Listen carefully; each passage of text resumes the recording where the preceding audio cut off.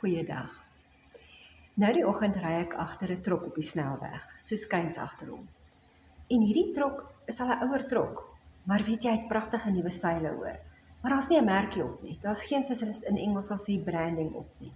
So ek weet nie, is hierdie trok op pad om iemand anders se brood af te lewer vir hulle lekker vroegoggend roosterbrood, of iemand se suiker van 'n bekende maatskappy wat sorg dat my koffie soet word nie. Maar hy's op pad, hy ry, hy weet, hy is op pad ergens heen. En dit laat my so dink, soms is ek ook in oorgangsfases. Ek is in 'n fase wat ek weet, ek is op pad ergens heen, ek is nie heeltemal seker waantoe die pad lei nie. Dalk is ek nie presies seker wie ek al is op daai oomblik, waar ek behoort nie. Soms is ek dalk op 'n punt wat ek dink, sjoe, ek het nie 20 jaar terug, 10 jaar terug gedink, op hierdie oomblik gaan ek hier wees in my lewe nie. Want dan is ek in 'n oorgangs iets, 'n fase wat nuut is vir my. Miskien is dit 'n oorgang tussen 'n mamma wat 'n kleutertjie het, wat een van die dae moet graad 1 toe gaan. Miskien is jy op pad na 'n nuwe werk toe, miskien trek jy na 'n ander plek toe. Dalk is jou voeltjies besig met die nes te vlieg. Dalk is jou lyf in 'n veranderende fase. Dalk is jy op 'n punt van afskaal. Maar oorgangsfases is deel van ons lewe, maar dit kan ons soms bietjie vang. Juis oor die onsekerheid daarvan. Maar daar geen teken is wat sê, jy is op pad om hierdie suiker of op te laai by die fabriek of af te laai by die kliënt nie.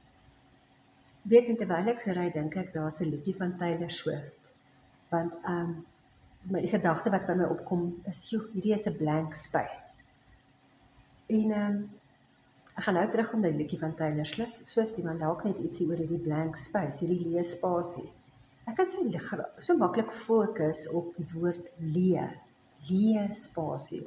Useless, boetie, daar's nie hoop vir jou nie, daar gaan niks aan nie, jy's doelloos, dis leeg.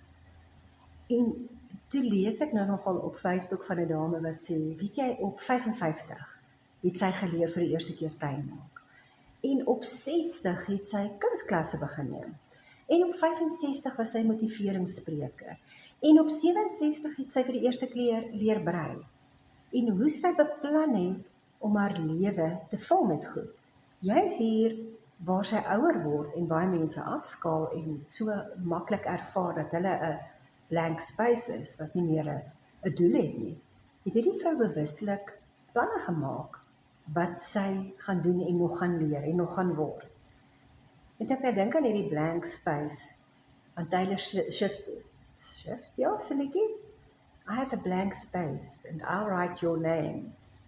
Dink ek daaraan dat, weet jy wat, solank ek die Here se naam in daardie spasie gaan skryf, in daardie leë spasie, maak nie saak watter ander branding nog behoor dit kom nie, verskoon al die lekker Engels, né?